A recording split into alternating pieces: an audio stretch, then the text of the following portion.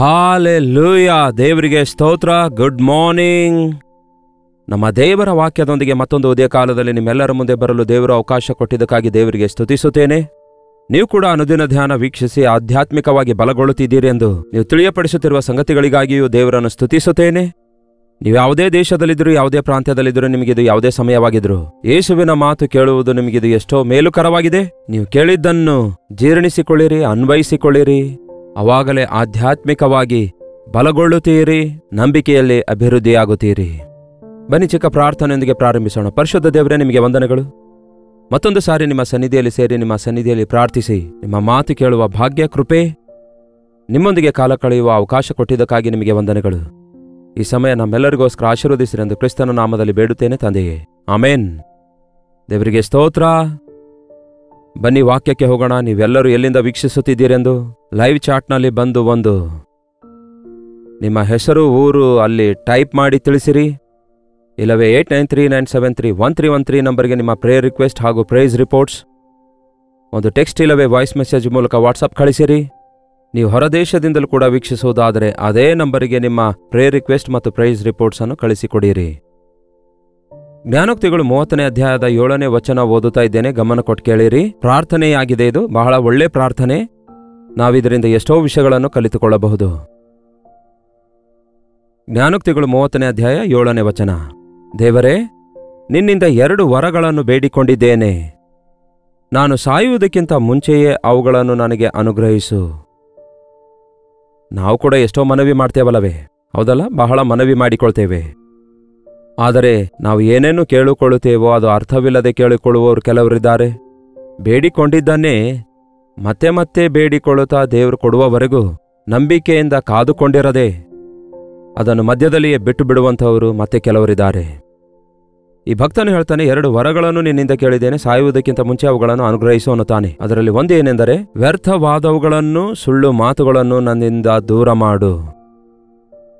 ವ್ಯರ್ಥವಾದವುಗಳನ್ನು, ಸುಳ್ಳು ಮಾತುಗಳನ್ನು ನನ್ನಿಂದ ದೂರ ಇಡು ಅನ್ನುತ್ತಾನೆ. ಈ ಮಾತು ಇನ್ನೊಂದು ರೀತಿಯಲ್ಲಿ ಹೇಳಬೇಕಾದ್ರೆ, ದೇವರೇ, ನನ್ನನ್ನು ನಿನ್ನ ಹತ್ತಿರದಲ್ಲೇ ಇಟ್ಕೋ, ನಾನು ನಿನ್ನೊಂದಿಗೇ ಇರುತ್ತೇನೆ. ನಾವು ಬಹಳಷ್ಟು ಸಾರಿ ಆ ರೀತಿ ಹಾಡು ಹಾಡ್ತೇವೆ, ಪ್ರಾರ್ಥನೆಯಲ್ಲಿ ಕೂಡ ಕೆಲವೊಮ್ಮೆ ಹೇಳ್ತೇವೆ. ಆದರೆ ನಿಜವಾಗ್ಲೂ ದೇವರ ಸನ್ನಿಧಿಯನ್ನು ಪ್ರೀತಿಸುವಂಥವರಾಗಿದ್ದೇವಾ? ದೇವರ ಮೇಲೆಯೇ ದೃಷ್ಟಿ ಇಡುವಂಥವರಾಗಿದ್ದೇವಾ?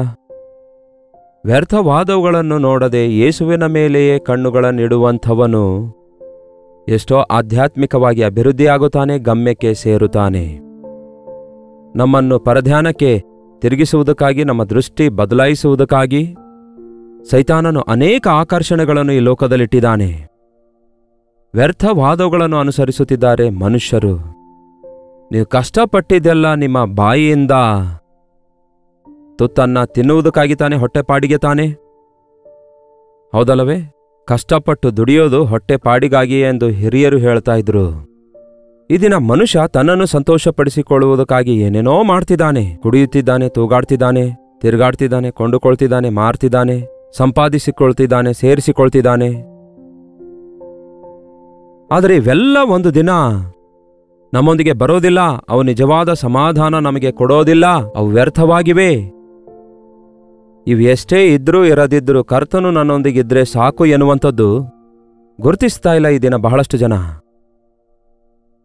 ವ್ಯರ್ಥವಾದವುಗಳನ್ನು ಪರೀಕ್ಷಿಸಬೇಕೆಂಬ ಮನಸ್ಸು ಮಾಡ್ತಾರೆ. ಒಬ್ಬ ಹುಡುಗ ಇರಳಿಯೊಳಗೆ ಏನಿದೆ ಎಂದು ನೋಡಬೇಕೆಂದು ಬಯಸಿದನಂತೆ. ಅದರಲ್ಲಿ ಏನಿದೆ ಬಿಡು ಮಗನೆ ಅಂತ ತಾಯಿ ಹೇಳಿದ್ರೂ ಕೇಳಲಿಲ್ಲ. ಇಲ್ಲ, ನಾನು ನೋಡ್ತೇನೆಂದು ಹೇಳಿ ಒಂದೊಂದು ಎಳೆ ಕಟ್ ಮಾಡ್ತೇನೆ, ಆಗ ಅದು ಒಳಗಡೆ ನಾನು ಒಂದೊಂದಾಗಿ ಬಿಚ್ಚಿ ನೋಡಿದ್ರೆ ಗೊತ್ತಾಗುತ್ತೆ ಎಂದು ಹೇಳುತ್ತಾ ಎಷ್ಟೋ ಹೊತ್ತು ಒಂದೊಂದು ಎಳೆಯನ್ನು ತೆಗೆದು ತೆಗೆದು ತೆಗೆದು ನೋಡ್ತಾ ಇರುವಾಗ ಕೊನೆಗೆ ಏನೂ ಕಾಣಿಸಲ್ಲ. ಹಾಗೆಯೇ ಇದೆ ಪ್ರಿಯರೇ ಲೋಕ. ಎಲ್ಲಿದೆಯೋ ಸಂತೋಷ, ಎಲ್ಲಿದೆಯೋ ಸಂಪಾದನೆ, ಎಲ್ಲಿದೆಯೋ ತೃಪ್ತಿ, ಎಲ್ಲಿದೆಯೋ ಉನ್ನತವಾದ ಸ್ಥಾನ ಎಂಬುದಾಗಿ ಪರೀಕ್ಷಿಸುತ್ತಿದ್ದಾನೆ ಮನುಷ್ಯನು, ಪ್ರಯತ್ನಿಸುತ್ತಿದ್ದಾನೆ ಮನುಷ್ಯನು. ಕೊನೆಗೆ ಎಲ್ಲವೂ ವ್ಯರ್ಥ ವ್ಯರ್ಥ ಎಂದು ಆ ದಿನ ಸೊಲೊಮೋನನು ಹೇಳಿದಂತೆ ಹೇಳಬೇಕಾಗುತ್ತೆ. ಇಲ್ಲಿ ಭಕ್ತನು ಹೇಳ್ತಾನೆ, ವ್ಯರ್ಥವಾದವುಗಳನ್ನು ನಾನು ಆಶಿಸಲಾರದಂತೆ ಸಹಾಯ ಮಾಡು ಅನ್ನುತ್ತಾನೆ. ಸುಳ್ಳು ಮಾತುಗಳನ್ನು ನನ್ನಿಂದ ದೂರ ಮಾಡು ಅನ್ನುತ್ತಾನೆ. ಸುಳ್ಳೆ ಪ್ರಿಯರೇ. ಅದಕ್ಕೆ ಎಷ್ಟೇ ಬಣ್ಣ ಬಳದ್ರು, ಎಷ್ಟೇ ಮಾತಾಡಿದ್ರು, ಎಷ್ಟೇ ವೇಷ ಹಾಕಿದ್ರು, ಎಷ್ಟೇ ಖರ್ಚು ಮಾಡಿದ್ರು, ಅದಕ್ಕೆ ಎಷ್ಟೇ ನೆಪ ಹೇಳಿದ್ರು, ಏನೇ ಮಾಡಿದ್ರು ಸುಳ್ಳೇ ಆಗಿರುತ್ತೆ. ನೋಡಿ, ಬದುಕಿನಲ್ಲಿ ಈ ದಿನಗಳಲ್ಲಿ ಯಥಾರ್ಥರಾಗಿ ಬದುಕುವಂಥವರು ಬಹು ಅಪರೂಪವಾಗಿ ಕಾಣಿಸ್ತಾರೆ. ಬದುಕೇ ಸುಳ್ಳಾಗಿದೆ, ಎಲ್ಲವೂ ನಕಲಿ, ಎಲ್ಲ ವೇಷಧಾರಣೆಯಾಗಿದೆ. ಹೌದಲ್ಲವೇ? ನಾವು ಅಲ್ಲದೇ ಇರುವುದನ್ನು ಇರುವಂತೆ ನಾವು ತೋರಿಸುವಂಥದ್ದು, ಇದ್ದದ್ದನ್ನು ಇಲ್ಲದಂತೆ ತೋರಿಸುವುದು ಈ ದಿನ ಮನುಷ್ಯರಿಗೆ ಕಲೆಯಾಗ್ಬಿಟ್ಟಿದೆ. ದುಡ್ಡಿಲ್ಲದಿರುವಾಗ ಏನೋ, ದುಡ್ಡಿಲ್ಲ ಅಂದರೆ ಎಲ್ಲರೂ ಎಲ್ಲಿ ನನಗೆ ಅವಮಾನ ಪಡಿಸುತ್ತಾರೆ ಅಂದ್ಕೊಂಡು ದುಡ್ಡಿದ್ದಂತೆ ಪೋಸ್ ಕೊಡ್ತಾರೆ. ದುಡ್ಡೇನಾದರೂ ಇದ್ದಾಗ ಅಯ್ಯೋ ಎಲ್ಲರೂ ಬಂದು ನನಗೆ ಬಹಳ ದುಡ್ಡು ಕೇಳ್ತಾರೆ ಅಂದ್ಕೊಂಡು ಇಲ್ಲದಂತೆ ಮುಖ ಸಪ್ಪಗಿಟ್ಕೊಳ್ತಾರೆ. ಎಷ್ಟೋ ತಾರುಮಾರಾದ ಜೀವಿತ ಜೀವಿಸುತ್ತಾರೆ. ಹೀಗಿದ್ದ ಹೊರತು ಪ್ರಪಂಚದಲ್ಲಿ ಬದುಕಲಿಕ್ಕಾಗಲ್ಲ ಎಂದು ಹೇಳುವಂಥವರು ಇದ್ದಾರೆ. ಸುಳ್ಳನ್ನು ನಂಬುವಂಥವರು, ಸುಳ್ಳನ್ನೇ ಆಶ್ರಯಿಸುವಂಥವರು ತಮ್ಮ ಜೀವಿತದಲ್ಲಿ ನಷ್ಟ ಹೋಗ್ತಾರೆ. ನಾನೇ ಮಾರ್ಗವೂ ಸತ್ಯವೂ ಜೀವವೂ ಅಂದಿದ್ದಾರೆ ಯೇಸು. ಸತ್ಯವಂತನಾಗಿರುವ ಕರ್ತನ ಮಾರ್ಗದಲ್ಲಿ ನಡೆಯುವುದರ ಬದಲಿಗೆ ಮನುಷ್ಯರ ಮಾರ್ಗದಲ್ಲಿ, ಸುಳ್ಳಾದ ಮಾರ್ಗದಲ್ಲಿ, ತಪ್ಪಾದ ಮಾರ್ಗದಲ್ಲಿ ನಾವು ನಡೆದು ನಿರ್ಣಯ ತೆಗೆದುಕೊಳ್ಳೋದು, ಏನೋ ಸಂಪಾದಿಸಬೇಕೆಂದು ತವಕ ಪಡೋದು. ಈ ದಿನ ಅನೇಕರು ಆ ರೀತಿ ನಡೆದುಕೊಂಡು ಏನೂ ಇಲ್ಲದವರಾಗಿ ಉಳ್ಕೊಳ್ಳೋದನ್ನು ನೋಡ್ತಿದ್ದೇವೆ. ಅದಕ್ಕೆ ಈ ಭಕ್ತನು ಹೇಳ್ತಾನೆ, ವ್ಯರ್ಥವಾದವುಗಳಿಂದ, ಸುಳ್ಳಾದವುಗಳಿಂದ ನನ್ನನ್ನು ದೂರ ಇಡು ಎಂದು ಬೇಡಿಕೊಳ್ತಾನೆ. ವ್ಯರ್ಥವಾದ ಕಾರ್ಯಗಳ ಮೇಲೆ ನಮ್ಮ ಕಣ್ಣು ಬೀಳದಂತೆ ಇರಬೇಕಾದರೆ, ನಮ್ಮ ದೃಷ್ಟಿ ಕರ್ತನ ಮೇಲೆ ಇರೋದಾದರೆ, ಆತನಲ್ಲಿ ಇರುವಂತಹ ಆಕರ್ಷಣೆ, ಆತನಲ್ಲಿರುವಂತಹ ಪ್ರೀತಿ, ಆದರಣೆ, ಆತನ ದೃಷ್ಟಿಯ ಮೇಲೆ ನಾವು ದೃಷ್ಟಿ ಇಟ್ಟ ದಿನ ಈ ಲೋಕವೆಲ್ಲ ಕಸದಂತೆ ಕಾಣಿಸುತ್ತೆ ನಮಗೆ. ಪೌಲನು ಕೂಡ ಕಸ ಎಂದು ಹೇಳ್ತಾನಲ್ಲವೇ? ಕಸವನ್ನು ನಾವು ನೋಡಲು ಇಷ್ಟಪಡುತ್ತೇವೋ? ಅಂದರೆ, ದೇವರೇ, ನಾನು ನಿನ್ನನ್ನೇ ನೋಡುವಂತೆ ಸಹಾಯ ಮಾಡಿರಿ, ನಿಮ್ಮ ಕಡೆಗೆ ನನ್ನ ದೃಷ್ಟಿಯನ್ನು ತಿರುಗಿಸಿರಿ. ಈ ಲೋಕಕ್ಕೆ ಸಂಬಂಧವಾದ, ಸೈತಾನನಿಗೆ ಸಂಬಂಧವಾದ ಸುಳ್ಳನ್ನು ನನ್ನ ಜೀವಿತದಲ್ಲಿ ಎಂಟರ್ಟೈನ್ ಮಾಡದೆ, ಸುಳ್ಳಿಗೆ ಅವಕಾಶ ಕೊಡದೆ, ಸುಳ್ಳಿನ ತಂಟೆಗೆ ಹೋಗದಂತೆ ನನ್ನನ್ನು ಕಾಪಾಡಿರಿ. ನಾವು ಕೂಡ ಈ ಪ್ರಾರ್ಥನೆ ಮಾಡೋಣ ಪ್ರಿಯರೇ, ಪ್ರತಿದಿನ ಮಾಡಿರಿ. ಎರಡನೇದಾಗಿ ನೋಡೋದಾದರೆ, ವ್ಯರ್ಥವಾದವುಗಳನ್ನು, ಸುಳ್ಳನ್ನು ದೂರ ಮಾಡನ್ನುತ್ತಾನೆ. ಎರಡನೇದಾಗಿ, ಬಡತನವನ್ನು, ಐಶ್ವರ್ಯವನ್ನು ನನಗೆ ದಯಪಾಲಿಸಬಾರದು ಅನ್ನುತ್ತಾನೆ. ಏನೂ ಇಲ್ಲದಂತಹ ಬೇಡಿಕೊಂಡು ತಿನ್ನುವಂತಹ ಬದುಕು ನನಗೆ ಬೇಡ ದೇವರೇ.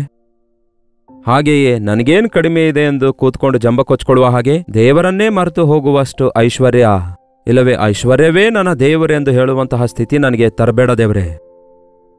ಹೌದಲ್ಲವೇ? ಬಡತನ ಬೇಡ, ಬೇಡಿಕೊಂಡು ತಿನ್ನೋದಾದರೆ ದೇವರ ನಾಮಕ್ಕೆ ಅವಮಾನ ಉಂಟಾಗುತ್ತೆ ಅಲ್ಲವೋ? ನಿಮ್ಮ ದೇವರು ಏನು ಕೊಟ್ಟಿದ್ದಾರೆಂದು ಕೆಲವರು ಕೇಳ್ತಾರಲ್ಲವೇ? ಅದೇ ರೀತಿ ನಿಮಗೆ ಹೆಚ್ಚಾಗುವುದಾದರೆ, ಆಹಾರ ತಿಂಡಿ ಐಶ್ವರ್ಯ ಹೆಚ್ಚಾಗುವುದಾದರೆ, ಕಷ್ಟ ಇಲ್ಲದಿದ್ದರೆ ಮನುಷ್ಯನು ದೇವರಿಗೆ ಮರೆಯುತ್ತಾನೆ. ಅದಕ್ಕಾಗಿಯೇ ಅದನ್ನ ಇಸ್ರಾಯೇಲರನ್ನು ದೇವರು ಎಚ್ಚರಿಸುತ್ತಾರೆ. ಇಬ್ರಿಯರಿಗೆ, ನೀವು ವಾಗ್ದಾನ ಭೂಮಿಗೆ ಹೋಗಿ ಒಳ್ಳೆ ಮನೆ ಕಟ್ಟಿಕೊಂಡು ಒಳ್ಳೆ ಬೆಳೆಯನ್ನು ಬೆಳೆಸಿ, ಬೆಳೆಯನ್ನು ಕೈಗೆ ಸೇರಿದಾಗ ಬಹಳ ಆಶೀರ್ವದಿಸಲ್ಪಟ್ಟ ನಂತರ ಹೃದಯದಲ್ಲಿ ಮರೆತವರಾಗಿ ಐಗುಪ್ತ ದೇಶದಿಂದ ನಿಮ್ಮನ್ನು ಕರೆತಂದ ದೇವರನ್ನು ನೀವು ಮರೆಯುವಿರೇನೋ, ಜಾಗ್ರತೆ ಎಂದು ನಿಖರವಾಗಿ ಹೇಳಿದರು. ನಮಗೆ ಯಾವ ಬಾಧೆ ಇಲ್ಲದಿರುವಾಗ, ಎಲ್ಲವೂ ಸಮೃದ್ಧಿಯಾಗಿರುವಾಗ, ಹಣದ ಸಂಪಾದನೆ ಮಾಡುತ್ತಾ ಇರುವಾಗ, ದೇವರೇನು ನನಗೆ ಅವಶ್ಯಕವಿಲ್ಲ ಎಂಬ ನಿರ್ಲಕ್ಷ್ಯತನ ನಮ್ಮಲ್ಲುಂಟಾಗೋದು ಸರ್ವಸಾಧಾರಣ. ಅದಕ್ಕೆ ನನಗೆ ತಕ್ಕಷ್ಟು ಆಹಾರ ಕೊಟ್ಟರೆ ಸಾಕು ದೇವರೇ ಅನ್ನುತ್ತಾನೆ. ನನಗೆ ತಕ್ಕಷ್ಟು ಕೊಟ್ಟರೆ ಸಾಕು, ಯಾವಾಗ ಏನು ಬೇಕೋ ಅಷ್ಟು ಕೊಟ್ಟರೆ ಸಾಕು ಅನ್ನುತ್ತಾನೆ.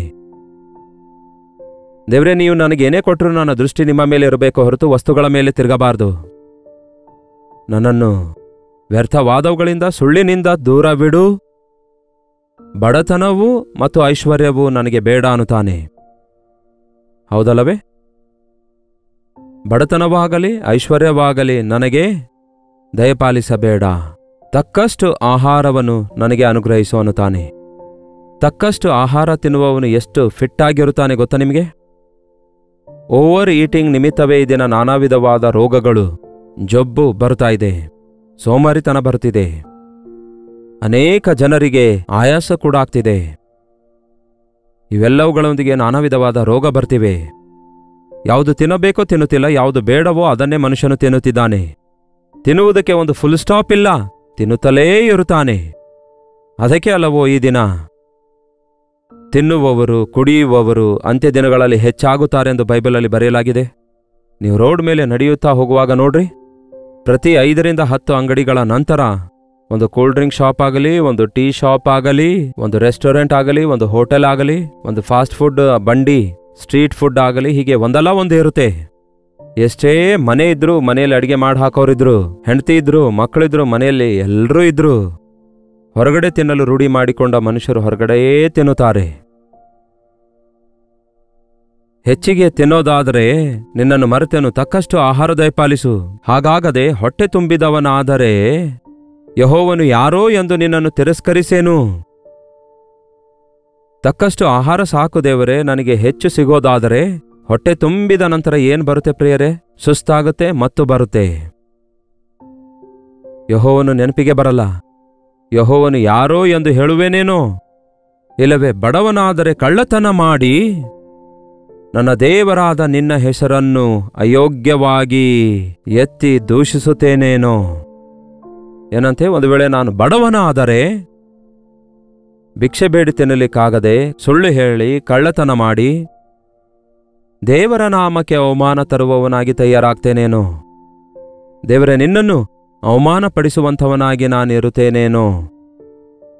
ಆಹಾರ ತಿಂಡಿ ಇಲ್ಲದಂತಹ ದಿಕ್ಕಿಲ್ಲದ ಸ್ಥಿತಿ ನನಗೆ ಬೇಡ. ತಿಂಡಿ ಹೆಚ್ಚು ತಿಂದು ಮತ್ತೆಕ್ಕಿದವನಾಗಿ ದೇವರನ್ನು ಮರೆಯುವ ಸ್ಥಿತಿಯೂ ಬೇಡ. ಅಯ್ಯ, ಐಶ್ವರ್ಯವೂ ನನಗೆ ಬೇಡ, ಬಡತನವೂ ಬೇಡ. ತಕ್ಕಷ್ಟು ಆಹಾರ ನನಗೆ ದಯಪಾಲಿಸಿರಿ. ನನಗೆ ಅದನ್ನು ಕೊಡು, ಇದನ್ನು ಕೊಡು ಏಸಯ್ಯ ಎಂದು ಹೇಳ್ತಾ ಇಲ್ಲ. ನನಗೆ ಯಾವುದು ಯಾವಾಗ ಕೊಡಲು ಇಚ್ಛಿಸಿದೆಯೋ, ಯಾವುದು ನನಗೆ ಅವಶ್ಯಕವಾಗಿದೆಯೋ ಅದನ್ನು ಆವಾಗ ನನಗೆ ಕೊಟ್ಟರೆ ಸಾಕು. ನನಗೆ ಹಸಿವೆ ಆದಾಗ ಆಹಾರ ದಯಪಾಲಿಸು, ನನಗೆ ಚಳಿಯಾದಾಗ ವಸ್ತ್ರ ದಯಪಾಲಿಸು. ಬೇಕಾದಂತಹ ಸುಖ, ಭದ್ರತೆ, ಹೌದಲ್ಲವೇ? ಚಳಿಕಾಲದಲ್ಲಿ ಒಂದು ಕಂಬಳಿ ಇದ್ದರೆ ಸಾಕು. ಬೇಸಿಗೆ ಕಾಲದಲ್ಲಿ ಕಂಬಳಿ ಏನ್ ಮಾಡ್ಲಿಕ್ಕಾಗತ್ತೆ?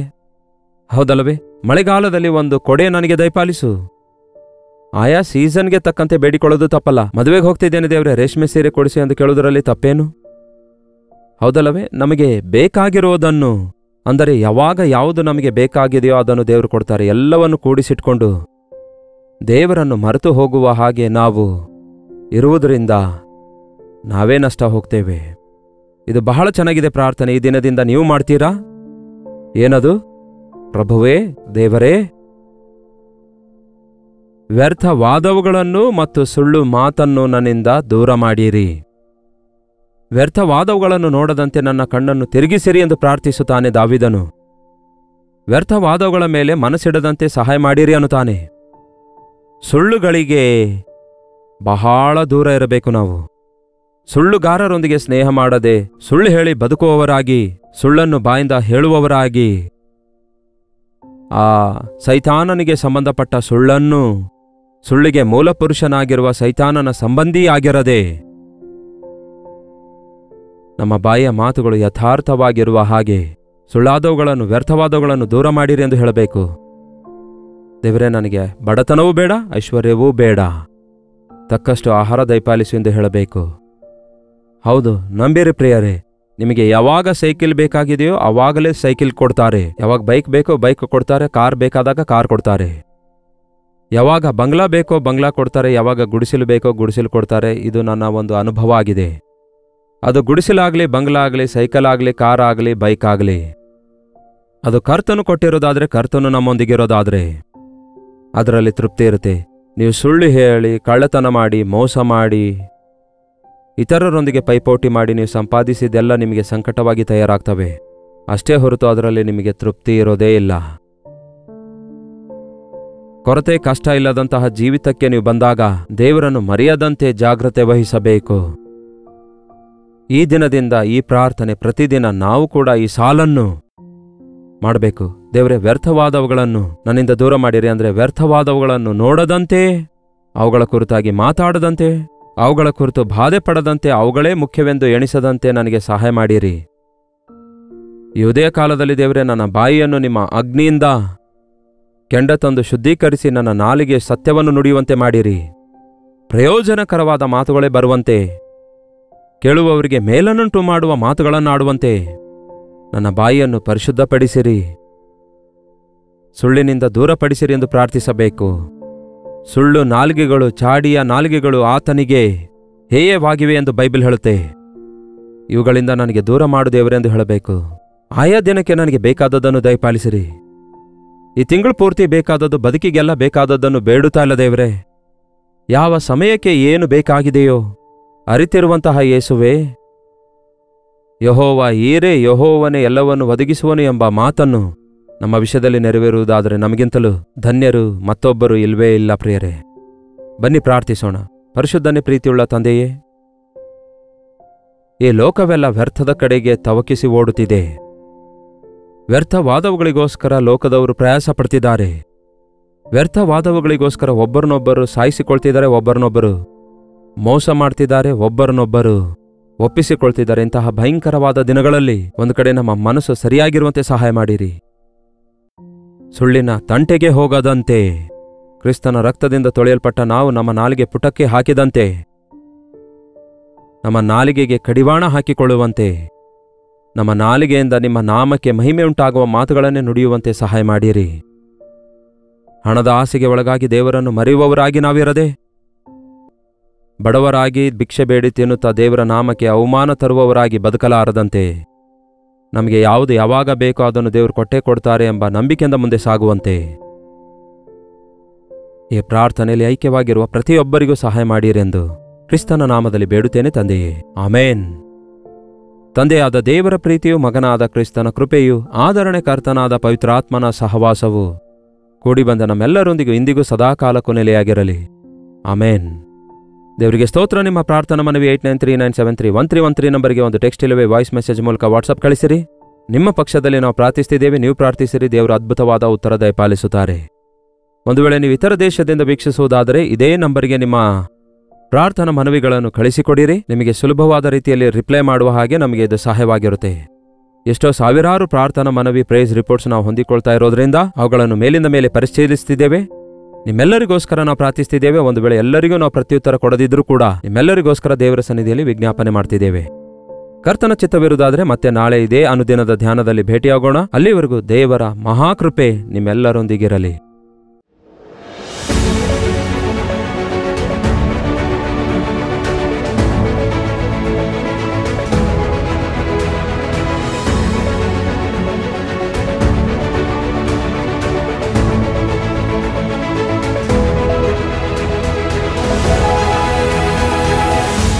ಹಾಲೆಲ್ಲೂಯಾ, ದೇವರಿಗೆ ಸ್ತೋತ್ರ.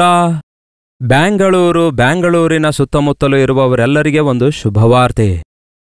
ಪ್ರತಿದಿನ ತೆಲುಗುವಿನಲ್ಲಿ ಕಲ್ವರಿ ಪ್ರತಿಧ್ವನಿ, ಸೋಷಿಯಲ್ ಮೀಡಿಯಾದ ಮೂಲಕ ಕನ್ನಡದಲ್ಲಿಯೂ ಅನುದಿನದ ಧ್ಯಾನ ವೀಕ್ಷಿಸುವವರಿಗೂ ಕಲ್ವರಿ ದರ್ಶನ, ಕಲ್ವರಿ ಪ್ರೇಮಧಾರ ಎಂಬ ಟಿವಿ ಕಾರ್ಯಕ್ರಮ ವೀಕ್ಷಕರೆಲ್ಲರಿಗೋಸ್ಕರ ಪ್ರತ್ಯೇಕವಾಗಿ ಒನ್ ಡೇ ಗೆಟ್ ಟುಗ್ಯಾದರ್ ಬ್ಯಾಂಗಳೂರಿನಲ್ಲಿ ಇದೇ ತಿಂಗಳು ಫೆಬ್ರವರಿ 15ನೇ ತಾರೀಕಿನಂದು ಮಧ್ಯಾಹ್ನ 2ರಿಂದ ಸಂಜೆ 5 ಗಂಟೆವರೆಗೂ, ಸಂಜೆ 6 ಗಂಟೆಯಿಂದ ರಾತ್ರಿ 10 ಗಂಟೆವರೆಗೂ 2 ಸೆಷನ್ಸ್ಗಳನ್ನು ಏರ್ಪಡಿಸುತ್ತಿದ್ದೇವೆ.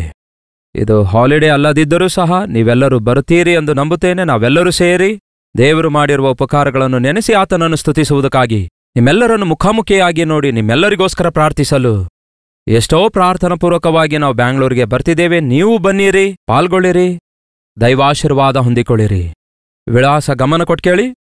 ಗುಂಡೂರಾವ್ ಆಡಿಟೋರಿಯಂ, ನಿಯರ್ ಮಂತ್ರಿ ಮಾಲ್, ಶೇಷಾದ್ರಿಪುರಂ, ಬ್ಯಾಂಗಳೂರು. ಇನ್ನೂ ಹೆಚ್ಚಿನ ವಿವರಗಳು ನಿಮಗೆ ಬೇಕಾದರೆ 9500001111 ನಂಬರ್ಗೆ ಒಂದು ವಾಟ್ಸಪ್ ಅನ್ನು ಕಳಿಸಿರಿ. ಇಲ್ಲವೇ 8939393939 ನಂಬರ್ಗೆ ಕಾಲ್ ಮಾಡಿ ವಿವರಗಳನ್ನು ತಿಳಿದುಕೊಳ್ಳಬಹುದು. ನೆನಪಿನಲ್ಲಿಟ್ಕೊಳ್ರಿ, ಫೆಬ್ರವರಿ 15ರಂದು ಮಧ್ಯಾಹ್ನ 2 ಗಂಟೆಯಿಂದ 5 ಗಂಟೆವರೆಗೂ, ಸಂಜೆ 6 ಗಂಟೆಯಿಂದ ರಾತ್ರಿ 10 ಗಂಟೆವರೆಗೂ ಬ್ಯಾಂಗ್ಳೂರಿನಲ್ಲಿರುವ ಗುಂಡೂರಾವ್ ಆಡಿಟೋರಿಯಂನಲ್ಲಿ ಒನ್ ಡೇ ಗೆಟ್ ಟುಗ್ಯಾದರ್ ನಿಮಗಾಗಿ ಏರ್ಪಡಿಸಿದ್ದೇವೆ. ಬನ್ನಿರಿ, ಪಾಲ್ಗೊಳ್ಳಿರಿ, ದೈವಾಶೀರ್ವಾದ ಹೊಂದಿಕೊಳ್ಳಿರಿ.